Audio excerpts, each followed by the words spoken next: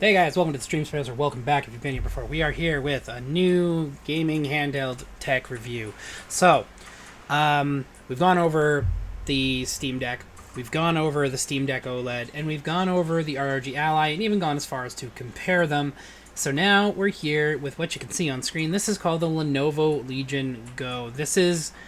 I was actually mad when I heard this one was coming out because I'd already bought the Ally, and I was like, oh, I should have got that one instead. And there's a bunch of different reasons for that, and we're going to go through them. Myself, for my first bit of experiences with it, are very positive. So let's kind of dive in here. I got some notes here. Yeah. So I don't want to. I want to do these a little bit smoother. So I'll move those out so you can't necessarily see them. But that is essentially the list of things we're going to go over on this. Okay. So the specs are more or less the same than the ROG Ally. So you got 16 gigs of DDR5 onboard RAM. You got a 500 gig SSD to get started. It's an M2, so it's ridiculously fast. It's the same thing that the modern consoles are coming with nowadays. So it starts at 500 gigs, which is nice because the initial Steam Deck was the low model, was like 64 gigs. Now you can get the OLED like I have, which is the 1 terabyte model, which, I mean, I don't even think I have that many games for Steam that are 1 terabyte, so that would take up that much space. And obviously that one is limited to Steam, and you can jankily get it to run other launchers. Honestly, I personally found it more of a hassle than it was worth. So one of these Windows-based ones is probably more my speed because also, I mean, being a computer technician by trade, I am more into these ones, okay? So the Ally, I mean, it had its perks and its flaws, but its main flaws were battery life, the fact that the SD card can get cooked because it's right above the GPU. It's the slot for it is in the same space, so if they both get hot, compounds, and it can actually crater one of them. Hopefully the memory card, because you could at least live without that, but I digress. So continuing with specs, I mean, they're both running the AMD Ryzen Z1 Extreme processor.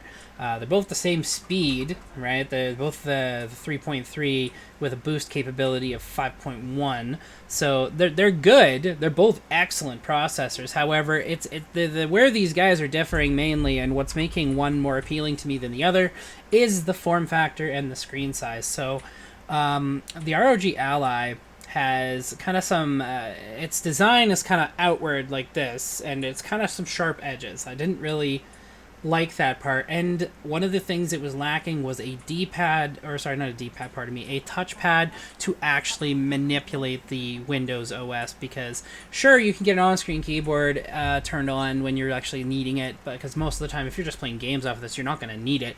But functionally, Windows OS does not play nice like this. It's not like Steam Big Picture, which was essentially what you got on a Steam Deck, which you can switch it to OS mode. It does run a version of Linux, so you can just switch to it and use it as a full computer if you really want to. But these were designed in a full computer OS, so they don't work as well when you're trying to operate strictly off of the touchscreen.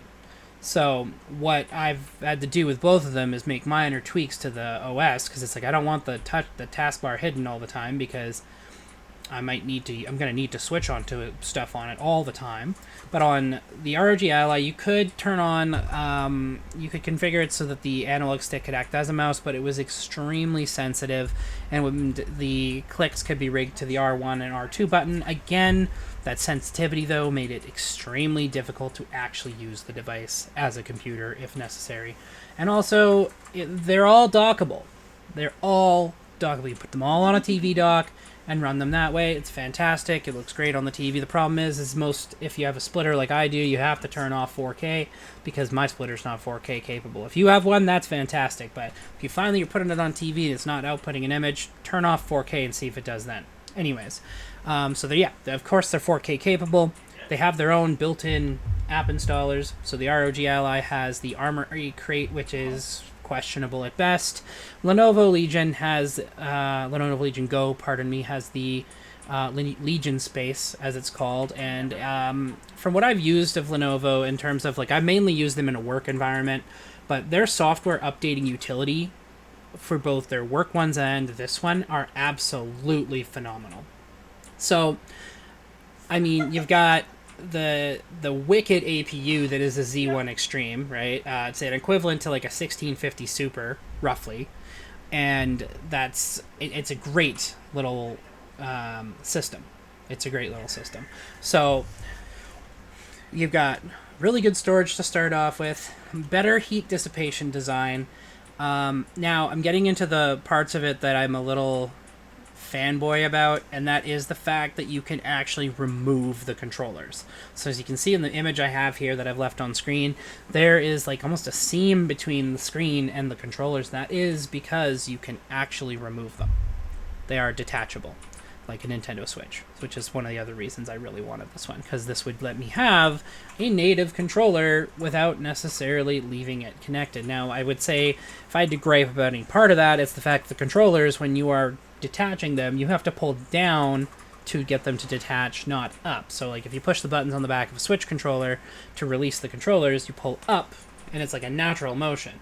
But then when you want to put them on, because you want to take it away, you drop them in and pull it away. But simple as that. Now for this guy, and we're going to get into actually showing you the device in a moment here, but I want to also show you a size comparison between it and the other devices like it. So the Switch, Steam Deck OLED, and the ROG Ally. So I'm going to show you this because this one has the biggest screen out of all of them at 8.8 inches of Gorilla Glass touch-capable screen. Capacitive touch. This is what they look like, kind of as a side-by-side comparison. You can see which one. So now that is a normal Switch. To be clear, the OLED one has a slightly bigger screen that goes all the way out to the edges, but aside from that, you can see that this is significantly bigger than all of the other ones. Now, the Steam Deck OLED, I think, is a little longer, but it isn't as big, right?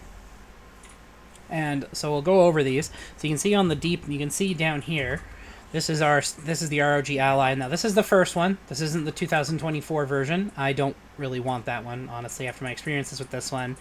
It had driver issues also, where I had a hard time playing games on it that I wanted to play. It just wouldn't let me play them. So it has they did get smart, and they used Hall effect analog sticks. So basically, they're drift proof. They don't do that. You can see the screen difference though between these guys and this guy. This guy's massive.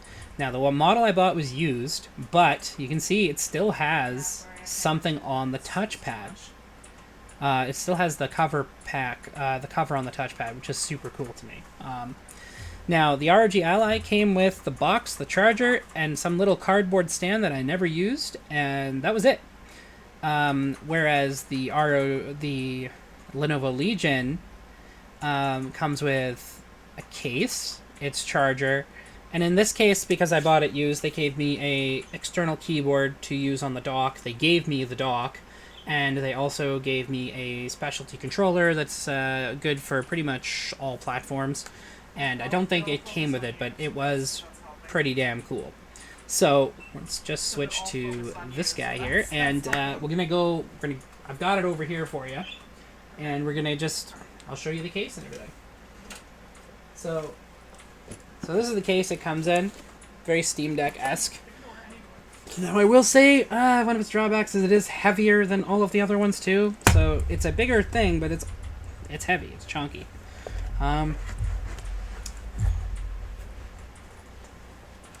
Its main perk, though, being the Windows environment, is it is actually capable of running all the different gaming platforms natively. You could run emulation on it. It's a little harder to set up because it is Windows, but I mean, it's not going to ever be as easy as it is on the Steam Deck. So I guess keep that in mind. But this is the device. So you can see, kind of like as a comparison in my hand, it's running Windows 11, and yeah. So you got that. I've tweaked it a little so it's a little more friendly. So like, I like the taskbar on the left, like the buttons for it. I don't like that they changed that.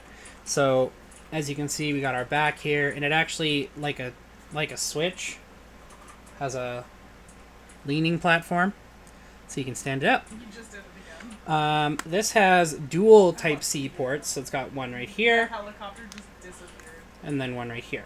so it might be hard to see in this lighting. Try to get you a good view of that. And then obviously we'll go over the buttons at the top. You got your volume, you've got Type C, you've got a memory card slot, which currently has a 256 gig memory card in it, power button. Then you go diving into the controllers. So if you like it, look at these are actually pretty sleek. So try and get you a really good look at them. So you can see this is with them in connected mode, mind you. These little buttons down here allow you to disconnect it. We'll show you that when it's done. So just getting a really good light on that. So you can actually see this, the one on this side, pardon me, over here. This has extra buttons. So there's actually a scroll wheel. You can see it's got a scroll wheel. You can actually use it to manipulate websites like you would a normal scroll. So that's pretty cool. I'm a big fan of that because it's like there was no scroll wheel or touchpad on the RRG, and it made it very difficult to do the setup for it. And I think if I had to go through like pros and cons of this so far, I mean, like, first off, you've got, like, we'll starting in the pros, we've got detachable controllers. We've got a base stand so you could actually sit it up if you wanted to, like, sit at a table but not have it in your hand and in your face. You could actually set it at a comfortable angle and it's adjustable. Then there's obviously modifiable storage. The cooling, the device being a little thicker allows it for a better cooling system than the other ones. So now sound quality is also pretty fantastic. I actually really enjoyed what I've heard from it so far. With Windows 11, it is a pretty flexible OS and capable of way more natively than, say, the Steam Deck. The ROG Ally could do a lot of this stuff, but I mean, the smaller screen and lack of touchpad actually made it pretty hard to use. So I would say, I mean, you got also the analogs. Fun fact, we'll just power this back up for you. They light up and you can control them. I'll show you what. Let's disconnect the controllers. So you gotta hit a button down here. So I'll show you those buttons one last time. These guys right here, down at the bottom by my pinkies. So you push the little button in, pull down, comes off. Yeah, and they both come off, obviously. And I'll give you a better look at the actual controller. Okay, so this is the right of the two controllers. So touchpad down here, which is, it's pretty good. It reacts to gestures, and I think it has like support for like 2-finger click and stuff like that. Obviously your ABXY and your, well, for all intents and purposes, select button. These are again Hall effect analog sticks, so they can't drift. So that's really nice. It's kind of beating the hell out of like the original Switch, which I mean, most people are switching their Joy-Cons to the Hall effect ones after they friggin' fail. I think that's what I moved my sons to. And then you have obviously, there's this one, there's the analog right there, extra buttons on the bottom, all programmable. Wow, like as far as like handheld PC goes, this is winning. It's winning, man. It's really winning. So here's the other one. So this has your D-pad and some of your other buttons on it, and then a start button. Actually, sorry, that's the Legion Space button. That'll pop open Legion Space if you have it installed. There's some extra buttons here, and you'll notice this one actually has some extra buttons on it. So if you look at the sides here, these are all buttons. So you got this one, this one, this one, and one here, one here. So yeah, this one's built, there's actually a little attachment that comes with the device that lets you kind of turn that into first-person shooter mode, and you can use it like a mouse, which is kind of cool. There's actually a little lens on the bottom on this side, and the way you can switch the mode basically lets you turn it into a mouse, and it's actually pretty sleek. So I'll show you the attach. So this is just the tablet component. So we're in tablet mode right now. Right, so there's that attachable, and these are what the connector rails look like. So we'll go in and up.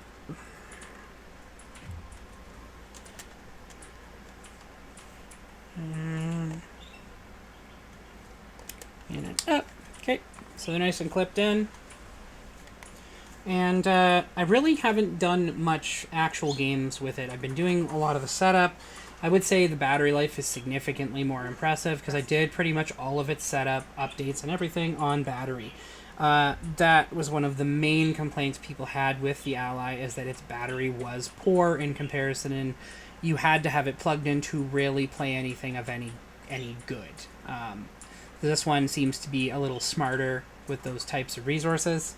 So I'm just going into this. So it's capable of, it's a triple band, by the way, also for the Wi-Fi. So it makes it super easy to, like, you can pretty much connect it to any type of Wi-Fi network. So if they've got 2.4, 5, sometimes you will see where they have some extra bands involved in those. Usually a lot of Asus, some Asus routers come with them, and they're triple band as well. I would say if I had to give this kind of like an out of 10 kind of thing, like right now, it's got a 9 easily. It is worlds ahead of the ROG Ally in terms of like the original ROG Ally. I haven't done a review on the other one, so it won't be too unfair. But it would be a solid step in the right direction for handheld and accessible PC gaming solutions, because it is about the price of a PS5 roughly, maybe a little bit more. I mean, it's I think it's like $750 for the base model. So if I had to say, like, I mean, like, as far as like things to know about, I mean, like, it's Windows 11. It has really good specs. It has a pretty good size screen. It's dockable, and it has detachable controllers. I mean, this thing is an absolute beast, but it's definitely a beast of beauty as far as the IT people go. We are fans. We like Lenovo for the most part. So I guess our next major thing here is to really kind of give it a stress test as far as gaming goes. It did come with a dock. It's not like a native Lenovo dock. It's just the one that they ordered for it. It does work with it, and it'll probably work with the Steam Deck or the Ally. But one thing I noted about the Ally is you actually couldn't connect it to certain docks, and it would not act, because it wouldn't actually display your stuff. Like, it wouldn't do display out. I have a Lenovo dock at work, and it didn't work with it. So, keep that in mind if you want to get this for some fun, but also try and use it for some work, because it probably could pull off being a work computer. And that's actually going to be one of our next tests for these, is we want to find out if we could, in theory, run this as a day-to-day computer, and what caveats and issues we might have in the process. So this is basically our review of it. It's a good little system. It has some extra weight to it compared to the others, but it comes with so many extra features that are definitely like quality of life, and they are a huge improvement over other versions. I mean, the flexibility of Windows 11 in combination with the fact that you have like your touchpad and your other stuff and your detachable controllers, and it's dockable. It's just straight up a fantastic little device. I am thoroughly impressed with this one, and I will probably be mainly using this for my portable gaming solution. So that kind of concludes our review of the Lenovo Legion Go. Now, like I said, the specs between it and the Ally are basically the same, except for obviously the screens and the controller components.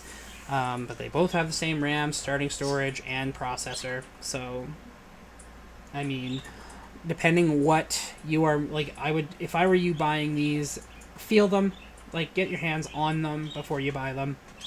Try not to just go straight out and buy one, because honestly, if I'd known the Legion was coming out, I would have waited for that one and bought it instead, because between it and the Ally, I think I've spent less time setting this up than I did the Ally, because of the fact that it has a proper input device for you as a person. So anyways, thanks for checking it out, guys. You can find me over on, well, you're here on YouTube. Sorry, I'm just going to put that down. So you can find me over on Twitch, Pydera_74, here on YouTube, Pydera Space 74. And don't forget to like, follow, subscribe, and do all those things. If you want to catch some of our more live content, that's actually where you'll go to Twitch for that. Whereas here we mainly use it as an archive. Some things we do post here directly, like our custom videos, like this one.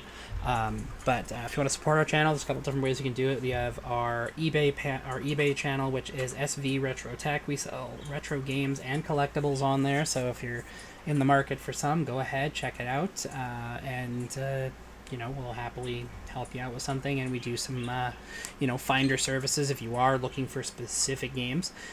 In addition to this, of course, is our partnership with Dubby. They do an energy drink premix, and it is actually pretty fantastic. They give you the powder, you give it the water, and you have a drink that will give you a bit of a boost, but also not make you feel like crap after. Was my favorite part about it. And I mean, my favorite flavor is the green apple one. I definitely plug that one whenever I can, because I mean, it's hard to find a good green apple energy drink. They're either too sour, not sour enough, or they're zero sugar, which I cannot stand zero sugar stuff.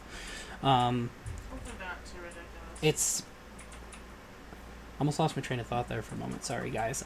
Next up, you can obviously go over to so if you use, I guess I'll finish our part about Dubby. If you use creator code Pidera74, no spaces, you get a 20% discount, and I get 10% cut on the order. Lastly, of course, is the tip link. That is the most direct way to support us. And if you throw a tip down, it's done through Streamlabs, so it's nice and secure. And if you do provide us a tip, I am going to be giving you a shout out, and B, we'll collaborate and see what kind of content you might want to see on the channel going forward, because we would love to just tailor this to as many people as we possibly can.